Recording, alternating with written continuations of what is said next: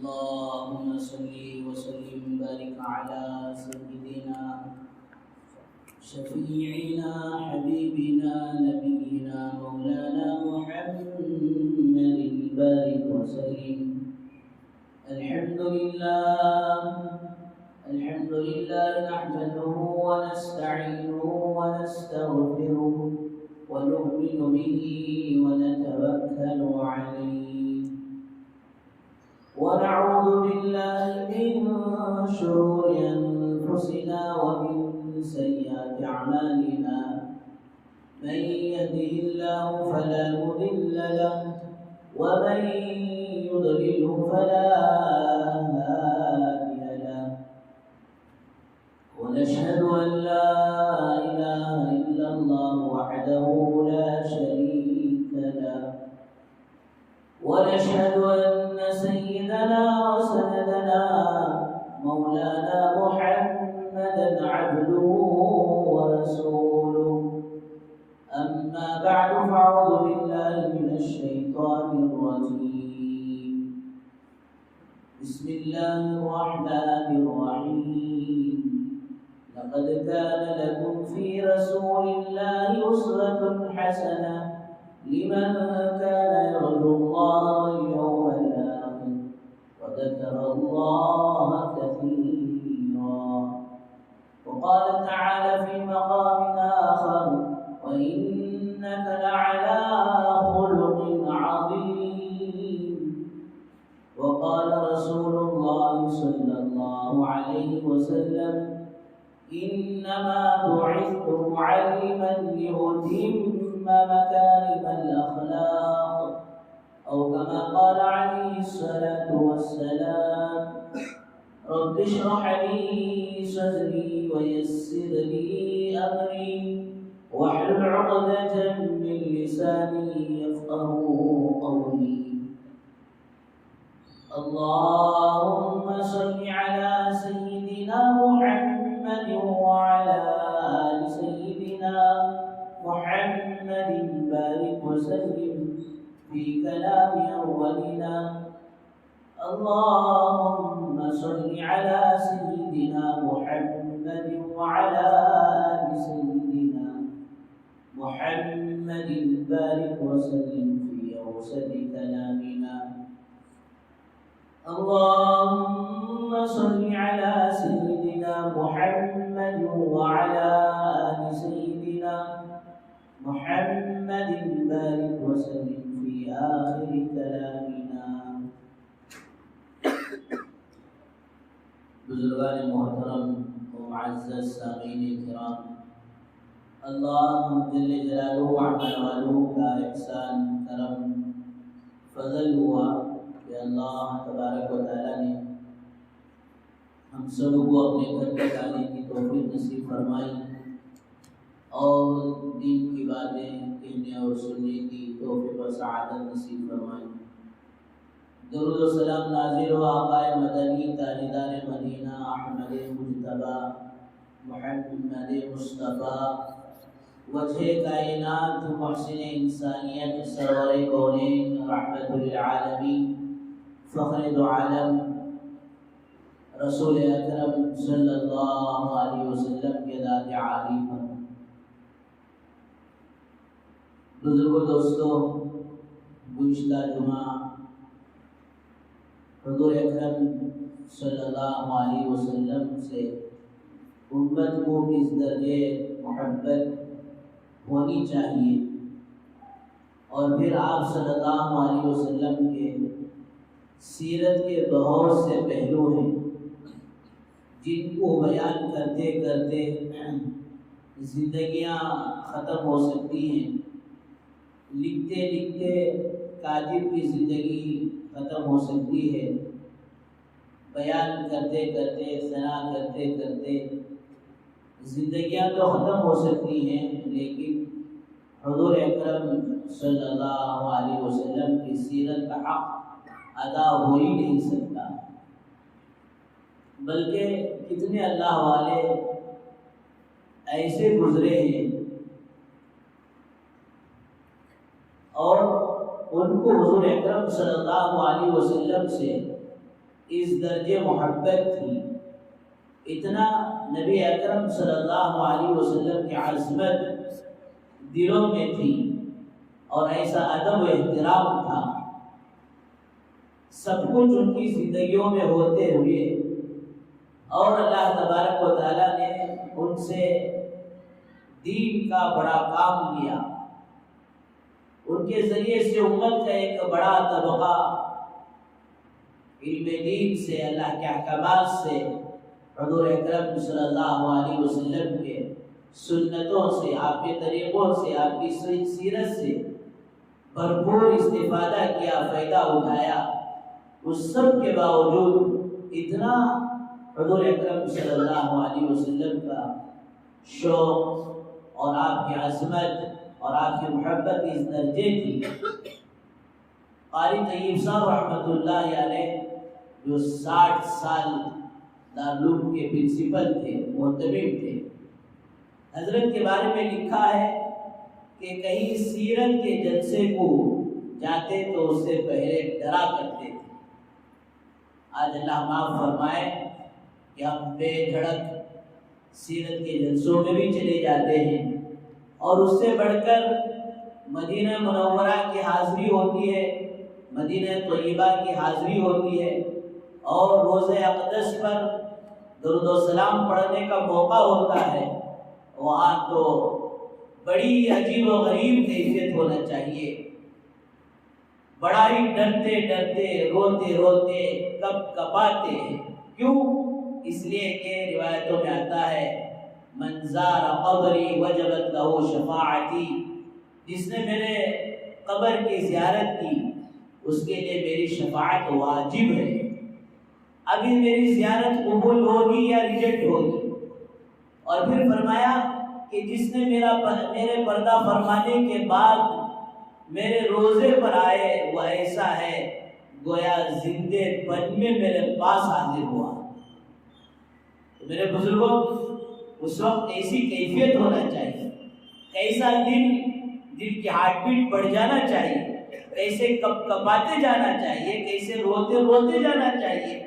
اللہ کرے کہ اللہ پاک ہم سب کو یہ آداب سکھا دے۔ تو حضرت قاری طیب صاحب رحمۃ اللہ علیہ سیرت کے جلسے میں بیان کے لیے بلایا جاتا، جبکہ وہ کہیں گلیوں میں ہوتا اور کہیں محلے بستیوں میں ہوتا تھا، نہ مدینہ طیبہ میں، نہ آپ کے روزے کے پاس ہو رہا ہے۔ فرمایا نسبت اس جلسے کی میرے بزرگوں وہ حضور اکرم صلی اللہ علیہ وسلم کے ساتھ ہے، تو جس کی وجہ سے حضرت فرماتے ہیں مجھے ان جلسوں میں جاتے ہوئے ڈر لگتا ہے کہیں اس جلسے میں جا کر مجھ سے کہیں بے ادبی نہ ہو جائے، اور یہ بے ادبی کل قیامت کے دن میرے پکڑ کی ذریعہ اور سبب نہ بن جائے۔ تو بہرحال بزرگ دوستو، حضور اکرم صلی اللہ علیہ وسلم کا مقام بڑا اونچا ہے، آپ کا مرتبہ بڑا اونچا ہے۔ بعد از خدا، تو یہ قصہ مختصر فارسی کے الفاظ ہیں کہ خدا کے بعد، اللہ جل جلالہ عظم نوالہ کے بعد کسی کا مقام و مرتبہ ہے تو سرکار دو عالم صلی اللہ علیہ وسلم کا مقام و مرتبہ ہے۔ حضرت آدم علیہ السلام جی ایک بھول، ایک چوک ہو گئی، آپ دنیا میں اتارے گئے اور آپ رو رہے ہیں، اور اللہ تبارک و تعالی یہاں سے فرما رہے ہیں اے آدم تو میرے حبیب کے صدقے میں دعا کر لے تاکہ تیری مغفرت ہو جائے، تاکہ تیری دعا کو ہم قبول کر لیں۔ تو پھر حضرت آدم علیہ السلام حضور اکرم صلی اللہ علیہ وسلم کے صدقے میں جب دعا مانگی تو اللہ تعالیٰ نے آپ کے توبہ اور استغفار کو قبول کیا۔ اب سوال ہوتا ہے اے آدم تو نے اسلام کو جانا کیسے؟ میرے بزرگوں، کتنا بڑا احسان، کتنا بڑا کرم اللہ نے کیا کہ فرمایا ہم جیسے نااہلوں کو حضور اکرم صلی اللہ علیہ وسلم کی امت میں پیدا فرمایا۔ اے اللہ، جب آپ نے میرے پتلے میں روح ڈالی، میرے جسم میں روح ڈالی اور میری پہلی نگاہ آپ کے عرش پر پڑی تو اسی وقت میں نے دیکھا کہ آپ کے نام کے ساتھ لا الہ الا اللہ کے ساتھ محمد رسول اللہ لکھا ہوا بولو سب صلی اللہ علیہ وسلم۔ میں اسی وقت پہچان لیا کہ سب سے پہلے دنیا میں میری خلقت ہو رہی ہے، مجھے پیدا کیا جا رہا ہے، ساری دنیا کا پہلا انسان، پہلا آدمی میں ہوں، لیکن اس کے باوجود میرے سے پہلے اگر آپ کے نام کے ساتھ کسی کا نام ہے تو فرمایا وہ ہستی میرے سے بھی بڑھ کر ہے، اس کا مقام و مرتبہ میرے سے بھی اونچا ہے، اس کا مقام و مرتبہ میرے سے بھی افضل ہے۔ تو اسی وقت میں سمجھ لیا تھا، اس لیے اللہ حبیب پاک صلی اللہ علیہ وسلم کے صدقے میں آپ سے بھی استغفار ہے۔ تو میرے بزرگوں، دوستو، بھائیوں، اللہ کے نبی صلی اللہ علیہ وسلم کی جتنی زندگی کے پہلو ہیں، ان پہلو میں سب سے بڑا پہلو فرمایا وہ آپ صلی اللہ علیہ وسلم کے اخلاق۔ اور قرآن میں اللہ تبارک و تعالیٰ نے 29ویں پارے میں سورہ قلم میں فرمایا انک لعلی خلق عظیم۔ عربی گرامر جانتے ہیں تو فرمایا اس آیت میں بڑا مزہ آئے گا۔ اللہ تبارک و تعالیٰ گواہی دے رہے ہیں جی، مسجد میں ذمہ داروں کے پاس، صدر صاحب کے پاس جی NOC کو آتے ہیں۔ NOC کا معنی نو اپوزیشن لیٹر ہے۔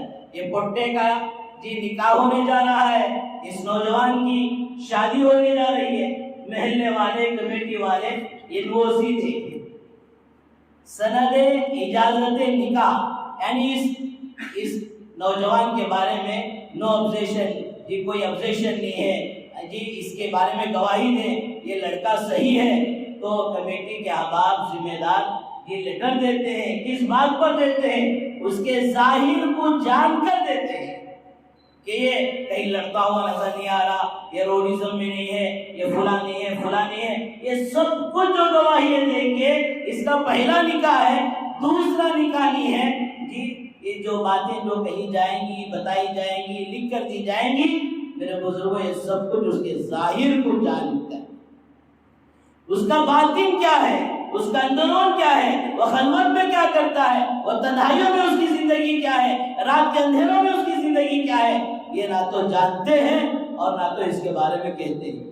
بعض دن آپ کو پوچھتے ہیں حضرت فلاں بچی کو ہمیں فلاں بچے کو دینا ملے کو، آپ اس کے بارے میں کیا جانتی؟ بھائی نماز کو آتا جی ماشاءاللہ، اور فلاں فلاں کام کرتا، یہ ظاہر جانتے ہیں، اور باطن کیا ہے اللہ بہتر جانتا۔ آج کے زمانے میں جی وہ ایک دجال ایسا لگا ہے، اس کے ساتھ ایسی فرینڈشپ ہے، ایسی دوستی ہے، انہیں کیا کیا کرتا ہے کہ اللہ ہی بہتر جانتا ہے۔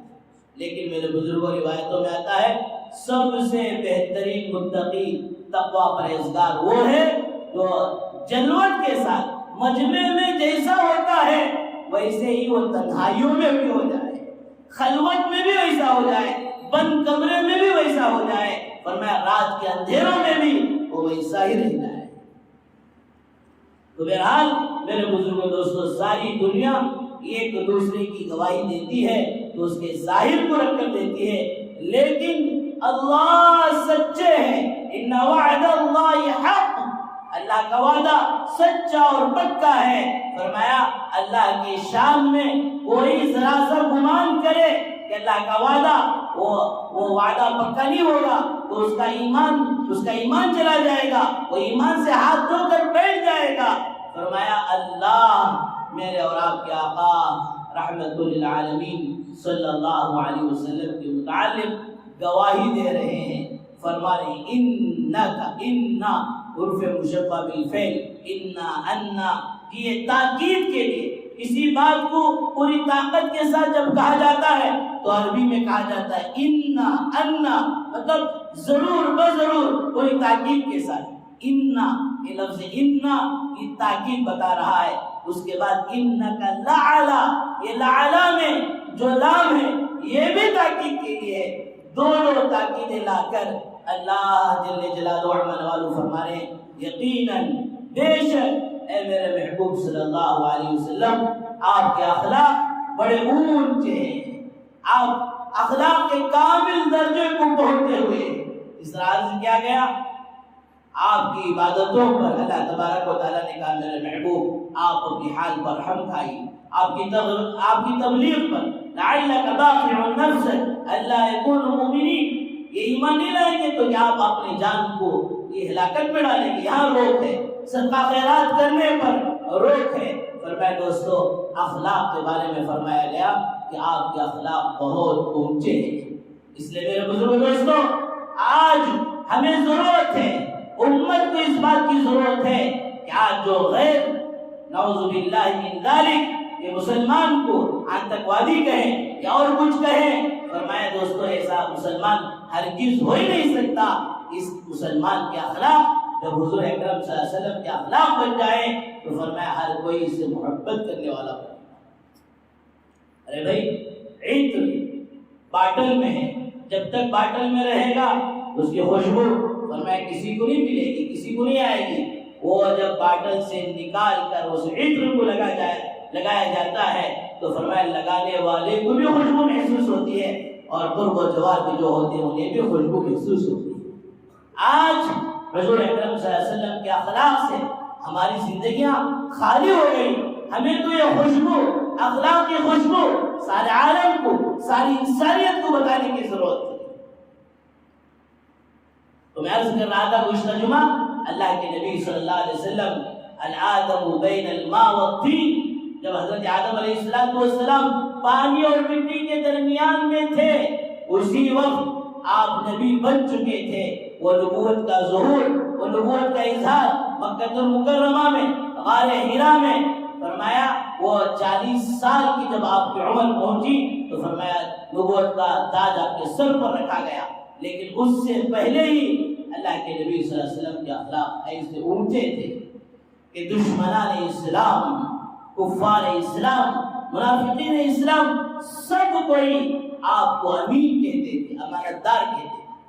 تو اسی کو حضرت خدیجہ الکبریٰ رضی اللہ عنہا فرماتی ہیں لا یخزیک اللہ کلا لا یخزیک اللہ ابدا انک لتصل الرحم، اے میرے محبوب اللہ آپ کو ہرگز ضائع نہیں کریں گے، اس لیے کہ آپ کے اندر تو ایسے ایسے صفات ہیں۔ تو جو پہلی صفت تھی انک لتصل الرحم، یقیناً آپ تو لوگوں کے ساتھ صلہ رحمی کرتے ہیں۔ صلہ رحمی اسلام کا ایک بہت بڑا حصہ ہے۔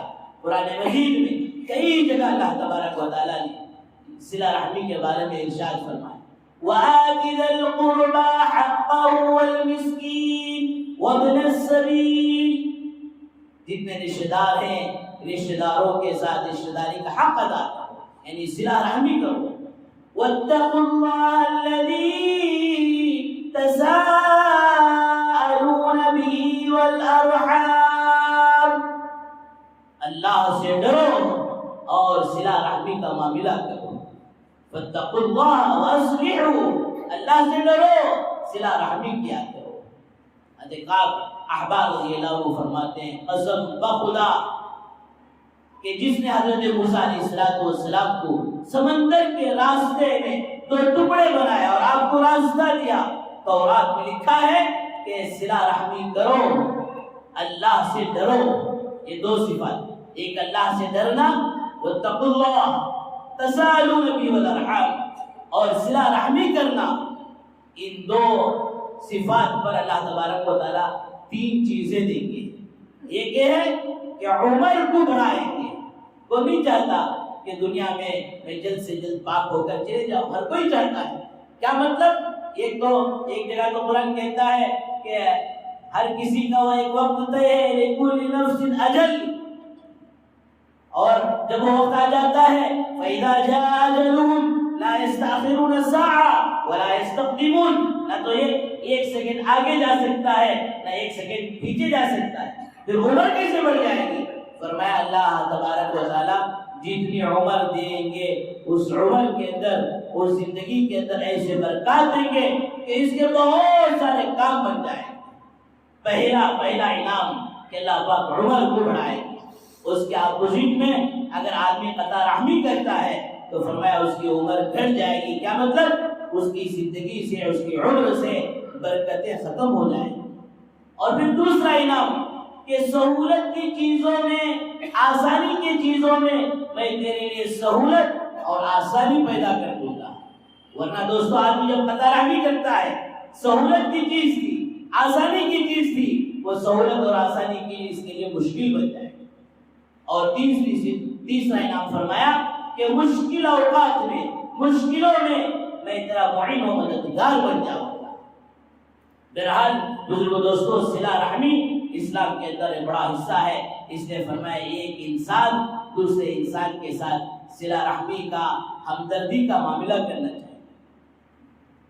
درد دل کے واسطے پیدا کیا انسان کو، درد دل کے واسطے پیدا کیا انسان کو، ورنہ عبادت کے لیے کیا کچھ کمی تھی کروبیا کی. عبادت ہی اگر مقصود ہوتا تو دوستو فرشتوں کی کوئی کمی نہیں تھی. جس طرح آج مکہ المکرمہ میں، اس روئے زمین میں بیت اللہ ہے، اسی طرح بالکل اسی ڈائریکشن میں ساتوں آسمانوں پر بیت المعمور ہے. سورہ طور کے اندر اس کا تذکرہ ہے، والبیت المعمور والسقف المرفوع والبحر المسجور. فرمایا وہ بیت المعمور کا طواف انسان نہیں فرشتے کرتے ہیں. کتنے فرشتے کرتے ہیں؟ 70,000 فرشتے ایک مرتبہ طواف کرنے کے لیے آتے ہیں. اور دوستو طواف بڑی مزیدار عبادت، بڑی لذت والی عبادت. فرمایا اللہ جب عمرے میں، حج میں جانے کی توفیق دے، جتنا ہو سکے، جہاں تک ہو سکے. ابھی ماشاءاللہ سفر میں گئے تھے 6 تاریخ میں، بعض ماشاءاللہ مستورات گئی، ایک رات میں 7 طواف ایک مرتبہ کر کر آئے. ایک طواف کے لیے 7 چکر اور اس کے بعد 2 رکعت نفلی. تو طواف والی عبادت زیادہ سے زیادہ کرنا چاہیے. اور عبادتوں کو دنیا کے کونے کونے میں کر سکتے ہیں، لیکن طواف اللہ کے گھر کا اس جگہ چھوڑ کر مدینے میں بھی نہیں ہو سکتا. جتنی اللہ طاقت دے اتنا زیادہ سے زیادہ طواف کرنا چاہیے. بہرحال بیت المعمور کا جو طواف کیا جاتا ہے تو دوستو اسے 70,000 فرشتے ایک مرتبہ آتے ہیں، 7 چکر بیت المعمور کے پھرتے ہیں، ان کا طواف ہوتا ہے. وہ 70,000 فرشتے ایک مرتبہ آگے بڑھ جاتے ہیں، دوبارہ 70,000 فرشتے آتے ہیں. تو ان 70,000 فرشتوں کا دوبارہ نمبر زندگی میں قیامت کی صبح تک نہیں آتا. درد دل کے واسطے پیدا کیا انسان کو، ورنہ عبادت کے لیے کیا کمی تھی کروڑیا. کروڑیا کہتے ہیں فرشتوں کی، فرشتوں کی عبادت کی کیا کمی تھی. اصل میں انسان، حضرت انسان ہوتے ہوئے عبادت کے ساتھ ساتھ فرمایا اس کے اندر خدمت خلق کا جذبہ ہو، لوگوں کی خدمت کا جذبہ ہو. میرے اور آپ کے آقا صلی اللہ علیہ وسلم کتنے ہمدرد تھے، کتنے رحم دل تھے. استغفر لهم او لا تستغفر لهم ان تستغفر لهم 70 مرہ فلن يغفر اللہ لهم. اللہ تاکید کے ساتھ کہہ رہے اے میرے محبوب ان بے ایمانوں کے لیے، ان منافقین کے لیے آپ 70 مرتبہ استغفار کرے یا نہ کرے، میرے طرف سے تو یہ فیصلہ ہے کہ بے ایمانوں کی ہرگز مغفرت نہیں ہوگی. ادھر آقا صلی اللہ علیہ وسلم فرما رہے، اللہ یہ فرما رہے میرے محبوب آپ استغفار کرے تب بھی میں مغفرت نہیں کروں گا. اگر میرے اللہ مجھ سے یہ کہتے اے میرے محبوب ان کے لیے آپ 70 مرتبہ استغفار کرے تو میں مغفرت کر دوں گا، تو فرمایا ضرور میں ان کے لیے استغفار کر دوں گا. کتنا رحم، کتنا رحم. احد کا میدان، جی اس وقت صحابہ کہہ رہے یا رسول اللہ آپ کے دندان مبارک شہید، آپ کے سر مبارک پر سلام گھس گیا، آپ کا سر زخمی، اب تو ہاتھ اٹھا دیں اور ان ظالموں کے لیے بد دعا کر دیں. فرمایا دوستو ہاتھ تو اٹھے، بجائے بد دعا کی دعا فرمائی اللہم اہدی قومی فإنہم لا يعلمون. اے اللہ میری اس قوم کو ہدایت دے دے، میری اس امت کو ہدایت دے دے، یہ مجھے نہیں جانتی. میرے بزرگ دوستو وہ رحم ہمارے دلوں میں بھی ہونا چاہیے. اور پھر خدیجہ الکبریٰ رضی اللہ عنہ فرماتی ہیں دوسری صفت آپ کی وتقسیم المعلوم، بوجھ میں دبے ہوئے لوگوں کا بوجھ آپ ہلکا کرتے ہیں. ہمیں بھی کئی مراحل میں، کئی مواقع میں یہ بوجھ میں دبے ہوئے لوگ مل جاتے ہیں. کوئی طالب علم یہ ایسا مل گیا کن ذہن ہے تو اسے ایک ہی بار پر جو ہے ہٹا کر ذہن میں رکھ دینا، ان میں پڑھنے والا نہیں، یہاں بھی پڑھتا نہیں، دنیا کے کسی کونے میں گیا تو پڑھتا نہیں، اسے پڑھانا مشکل ہے. ارے وہ تو ایک بوجھ میں دبا ہوا ہے، کن ذہن ہے، معذور ہے. کچھ تو کوشش کرو، کچھ تو محنت کرو، ارے اس کے حق میں دعا تو کرو، پہلے کوشش تو کر کے دیکھو۔ پتہ نہیں بعض دفعہ بعض بچے جو بظاہر اس حالت میں آتے ہیں آگے کہاں تک پہنچ جاتے ہیں۔ دارالعلوم دیوبند کے اندر ایک مولوی صاحب مدرسہ پڑھتے تھے، پورے کتابوں میں کبھی بھی کسی کتاب میں پاس نہیں ہوئے، دورۃ الحدیث میں جا کر ترمذی شریف میں ایک کتاب میں پاس ہوئے، لیکن برابر محنت، برابر تقویٰ، برابر اللہ سے مانگنا، برابر پوری سنت و شریعت کے ساتھ زندگی گزارنا۔ ان کے والد صاحب خوش ہو کر اونٹ ذبح کر سب کی دعوت کرتے، لیکن بعد میں وہی طالب علم جو ایک کتاب میں پاس ہوا تھا اللہ نے ایسے قبول کیا کہ ترمذی شریف پڑھانے والے بن گئے۔ تو میرے بزرگ دوستو، کبھی کوئی آدمی قرض میں دبا ہوا، کبھی کوئی آدمی پریشانی میں دبا ہوا آ جائے تو فرمایا ہمارے ہاتھ سے جتنا ہو سکے فرمایا دوستو اس کا ساتھ دینا چاہیے، اس کے ساتھ یہ ہمدردی کا صلہ رحمی کا معاملہ کرنا چاہیے۔ وتقر الضیف، اور تیسری بات فرمائی کہ آپ کی صفات میں سے ایک صفت یہ تھی کہ آپ مہمانوں کی مہمان نوازی کیا کریں۔ ایک مہمان آیا اور آپ کا مہمان بنا اور پھر جتنا کھانا بنا تھا اکیلا ہی کھا گیا، رات میں بدہضمی ہوئی، سارا بستر جو ہے گندگی سے بھر دیا اور پھر صبح اٹھا تو بغیر اطلاع دیے کہ جو چلا گیا۔ آپ صلی اللہ علیہ وسلم مہمان کی مہمان کرسی کے لیے آئے ہیں، دیکھا سارا گندا کر پڑا ہے تو اسے اٹھا کر اپنے دوستوں ہاتھوں سے دھونے لگے۔ صحابہ کہہ رہے ہیں رسول اللہ کیا ہو رہا ہے؟ تو وہ مٹھی ملا جاتے ہوئے اپنی تلوار بھول کر چلا گیا، تلوار لینے کے لیے واپس آیا، دیکھا کہ اللہ کے نبی صلی اللہ علیہ وسلم اپنے ہاتھوں سے اس کی گندگی کو دور کریں، آپ کے پیروں میں پڑھ کر اسلام قبول کر لیا۔ حضرت حسین احمد مدنی علیہ رحمہ فرمایا کہ کتنے عاشقان رسول تھے کہ آپ 17 سال مدینہ طیبہ میں بیٹھ کر بخاری شریف کو پڑھایا اور آپ نے بڑے بڑے کارنامے انجام دیے، لیکن اللہ نے آپ کو جو چمکایا، اللہ نے آپ کا نام مشرق و مغرب و شمال و دلوں میں جو پہنچایا، وہ واقعہ شاید اس سے پہلے بھی میں نے عرض کیا، انگریز یہ ٹرین میں بیٹھا ہے اور وہ یہ اپنی ضروریات سے فارغ ہونے کے لیے جا رہا، باہر آ رہا، کرا رہا ہے، حضرت مطالعہ کرتے ہوئے بیٹھے، اس کی پریشانی کو جا کر دیکھے تو بیت الخلا یہ غلیظ تھا، اپنے ہاتھوں سے پاک صاف کیا، اس کے بعد اس نے کہا بھائی اب جا، وہ جا کر ضروریات سے فارغ ہو کر آیا اور پڑوس سے پوچھا یہ کون آدمی ہے؟ کہا یہی حسین احمد مدنی ہے۔ کہا اچھا یہ حسین احمد مدنی جس کے بارے میں ہمارا لیڈر، ہمارا انگریز نے شوٹ کرنے کا حکم دیا تھا، فرمایا میں اسے کیا شوٹ کروں، یہ اپنے اخلاق سے مجھے شوٹ کر چکا ہے۔ فرمایا اسی وقت دوستو وہ اس دائرے اسلام میں داخل ہو جاتا ہے۔ فرمایا یہ اخلاق ہمارے اکابرین کے، حضرات اولیاء اللہ کے اتنے بڑے بڑے اونچے اخلاق ہیں۔ اور پھر وَتَحْمِلُ الْكَلِّ، آپ لوگوں کا بوجھ اٹھایا کرتے تھے، یہ آپ صلی اللہ علیہ وسلم کے بڑے اونچے اخلاق، ان اخلاق کو دیکھ کر، ان کردار کو دیکھ کر دوستو اس لیے حدیث میں آتا ہے فتحت دنیا کلھا بمکارم الاخلاق، اسلام کبھی بھی تلوار کے نوک سے نہیں، وہ تو مجبوری کے درجے میں اٹھایا کرتی تھی۔ فرمایا حضور اکرم صلی اللہ علیہ وسلم کے وہ نورانی اور پاکیزہ اخلاق تھے جس کی بنیاد پر فرمایا اس ساری دنیا کو آپ نے اپنے اخلاق سے فتح کیا۔ وتقر الضیف، کہ آپ مہمانوں کی مہمان نوازی کرتے تھے، بوجھ میں دبے ہوئے لوگوں کا بوجھ ہلکا کرتے تھے، آپ تعاون کرتے تھے، ساتھ دیتے تھے۔ وتعین علی نوائب الحق، حضرت خدیجہ الکبریٰ رضی اللہ عنہ فرماتی ہیں کہ جو مصیبت زدہ لوگ مصیبت میں گرفتار رہتے تھے ان کی فرمایا مدد کرتے۔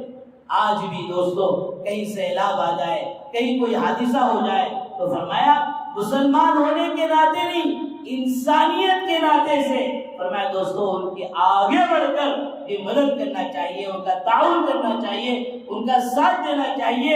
یہ آپ کے اخلاق فرمایا ان کی بدگمانیوں کو دور کریں گے، اور آپ کے اخلاق فرمایا دوستو انہیں اسلام سے قریب کریں گے۔ بہت سارے واقعات ہیں، ابھی بولنے کا موقع نہیں ہے کہ کورونا کے اندر یہ ایک پیشنٹ فرمایا دلی کا رہنے والا فرمایا وہ پریشان ہو کر کہیں اسے بیڈ نہیں مل رہی تھی، جو ماشاءاللہ کام کرتے تھے ان میں سے ایک مولانا کا نمبر ملا تو سہارنپور کے ایک ہسپتال میں انہیں ایڈمٹ کیا گیا اور بارہا روزانہ کا ایک ہی کام تھا مولانا کا، اس گھر کے گھر والوں سے فون کرتے اور رابطہ کرتے اور جو ہے ان سے پوچھتے کہ تمہارے پیشنٹ کی حالت کیسی ہے اور وہ خیریت دیتے۔ پھر دوستو وہ ماشاءاللہ اللہ نے اسے صحت دی، عافیت دی، اور پھر وہ ماشاءاللہ اپنے گھر کو جو ڈسچارج ہو کر جب آ گیا تو ان مولانا سے جو ہے بات کیا اور کہا کہ ہم نے دہلی کے فسادات کو اپنے آنکھوں سے دیکھا اور جلتے مظلوم مسلمانوں کو دیکھ کر ہمارا دل نہیں پگھلا، لیکن آج آپ کے حسن اخلاق کو دیکھ کر ہم تو آپ کو پتہ نہیں کیا کیا سمجھتے تھے، اب تو ہمیں اسلام سے یہ ایک محبت پیدا ہو گئی۔ بہرحال میرے بزرگ دوستو، اس طرح جو بھی پریشان ہوتے ہیں آپ صلی اللہ علیہ وسلم ان کی مدد کرتے تھے، اور آپ کے صحابہ کو آپ نے یہ تعلیم اور تربیت دی تھی۔ ایک صحابی آئے، یا رسول اللہ میں پریشان حال ہوں، آپ نے حضرت عثمان رضی اللہ عنہ کے گھر بھیجا، جاؤ عثمان کے گھر جاؤ اور جا کر ان سے کہنا کہ محمد بھیجے ہیں، اور پھر تمہارا یہ ماشاءاللہ انتظام ہو جائے گا۔ اب گھر کے قریب گئے تو گھر میں میاں بیوی کا جھگڑا ہوا۔ ہمارے گھر میں بہت علی وہ ہوا تو بھی اس میں بھی ایک محبت رہتی ہے، اس میں بھی وہ لڑائی میں بھی ایک مزہ رہتا کہ یہاں لڑائی ہو رہی ہے، کیا کس بات پر لڑائی؟ حضرت عثمان رضی اللہ عنہ اپنے اہلیہ محترمہ کو ڈانٹ رہے کہ چراغ کی بتی اتنی اونچی کیوں کرتی ہے، جس کی وجہ سے چراغ کا تیل زیادہ یوز ہو رہا ہے، زیادہ وہ چراغ کا تیل جو ہے استعمال ہو رہا ہے، بتی کو ذرا کم کرنا تھا۔ انہوں سوچے بیگم کو بتی کے زیادہ کرنے پر حضرت ڈانٹی، اب مجھے کیا دیں گے؟ واپس ہو گئے۔ پھر کہا یا رسول اللہ اس طرح کا ماجرا ہے، بھائی جاؤ اب جا کر عثمان سے ملو تو صحیح۔ اب گئے، ملے، اپنا تقاضا رکھا، جتنا یہ سوچ کر رہے تھے اس سے کہیں زیادہ دے دیا۔ حدیث میں آتا ہے مسلمان کو اچانک کی خوشی پہنچا دینا، فرمایا کل قیامت کے دن مغفرت کا سامان بننا ہے۔ آپ پریشان ہیں، یہ آپ کو معلوم ہے کہ آپ کا دوست پریشان ہے، یہ اسے 5000 کی ضرورت ہے، آپ جا کر ماشاءاللہ 10,000 دے دیے، قرض کے طور پر دے دیے تو اس کی خوشی کی کیا نہیں رہے گی؟ تو بہت زیادہ دیا، جاتے جاتے پوچھ لے حضرت آپ اتنا دینے والے، اتنا نوازنے والے، آخر آپ کے بیگم کو تھوڑے سے تیل کے زیادہ یوز کرنے سے آپ ان کو ڈانٹ ڈپٹ کر رہے ہیں۔ حضرت عثمان رضی اللہ عنہ کہتے ہیں آج اللہ معاف فرمائے، ہمارا معاملہ الٹا ہو گیا، دین کا معاملہ آتا ہے تو ہم وہاں غریب بن جاتے ہیں۔ ہے سلم ایریا میں ماشاءاللہ گھر، لیکن بچہ پڑھ رہا ہے بہترین سے بہترین کانوینٹ میں، بہترین سے بہترین اسکول میں، وہ چاہتی بھی مدرسے کی فیس دینا تو کہاں حضرت ہمیں غریبانہ تو بھی ہمیں سو ایریا غریبانہ۔ حضرت عثمان رضی اللہ عنہ کہتے ہیں وہ جو میں نے اپنی بیوی کو ڈانٹا یہ میرا مسئلہ تھا، تیل زیادہ استعمال ہونے پر کل قیامت کے دن اللہ کے سامنے مجھے جواب دینا پڑے گا اور تمہیں میں لٹا دوں، اس کا کوئی حساب نہیں ہے، اس کا تو ثواب ہی ثواب ہے۔ بہرحال میرے بزرگ دوستو، رسول اکرم صلی اللہ علیہ وسلم کی سیرت کے جتنے پہلو ہیں ان میں سے سب سے اعلیٰ، سب سے اونچا، سب سے بڑا پہلو فرمایا حضور اکرم صلی اللہ علیہ وسلم کے اخلاق ہے۔ ہمیں بھی چاہیے کہ اللہ کے نبی صلی اللہ علیہ وسلم کے مبارک اور پاکیزہ اخلاق کو اپنی زندگی میں لائیں، اپنی بیوی بچوں کی زندگی میں لائیں۔ فرمایا جب یہ اخلاق آ جائیں گے تو پھر گھر کا گھر، گھرانے کا گھرانہ، خاندان کا خاندان فرمایا پرسکون زندگی گزار سکے گا۔ اللہ تبارک و تعالیٰ سے دعا فرمائیں اللہ تعالیٰ ہمیں کامل اور مکمل دین پر چلنے کی، کامل اور مکمل حضور اکرم صلی اللہ علیہ وسلم کی اتباع کی توفیق و سعادت نصیب فرمائے۔ وآخر دعوانا الحمدللہ رب العالمین۔ جو حضرات سنت